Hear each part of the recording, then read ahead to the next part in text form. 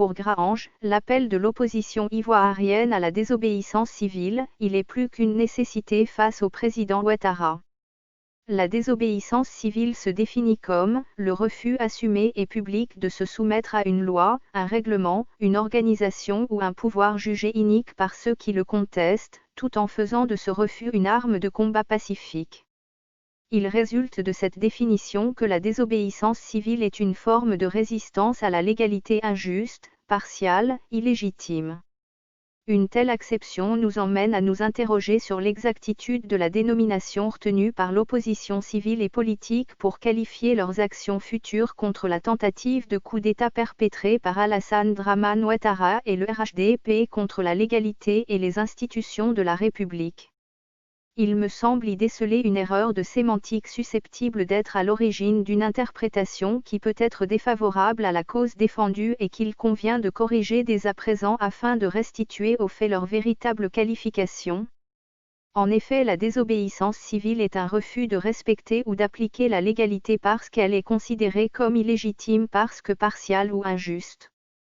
Cela ne correspond pas vraiment à l'action de l'opposition qui exige plutôt le respect des conventions internationales qui lient la Côte d'Ivoire, la Constitution, les autres lois et les règlements, en un mot la légalité mise à mal par le régime dictatorial de M. Alassane Dramane Ouattara.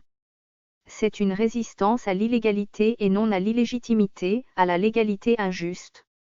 Alassane Dramane Ouattara et son régime violent permanemment la légalité républicaine et démocratique. Ils ne se soumettent ni aux lois, ni aux règlements, ni aux conventions internationales, en un mot à l'état de droit, à la République et à la démocratie. Par conséquent, il ne s'agit pas dans le contexte actuel de désobéissance civile mais de résistance républicaine. Il ne peut en être autrement lorsque ces revendications consistent dans le respect de la limitation des mandats prévus par la Constitution, le respect de la législation nationale et internationale en matière d'élections transparentes et crédibles, l'application des décisions de justice de la CADP et le respect des libertés publiques violées par des arrêtés qui sont en eux-mêmes des infractions à la loi pénale.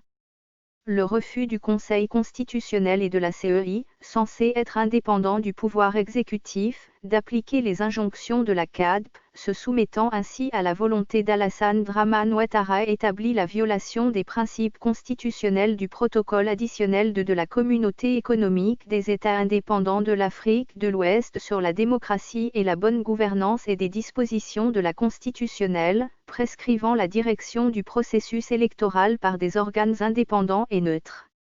Il s'ensuit que toutes les décisions prises dans ce cadre par ces deux institutions ne doivent pas être uniquement frappées de suspicions légitimes mais elles doivent être considérées comme illégales.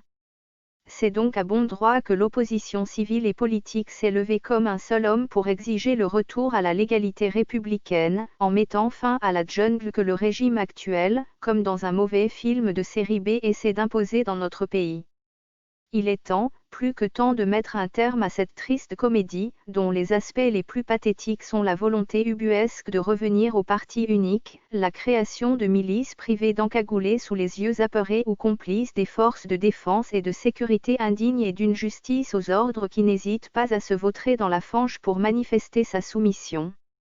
Oui, la résistance républicaine est plus qu'une nécessité devant le cimetière des institutions qu'Alassane Ouattara a déjà en grande partie rempli.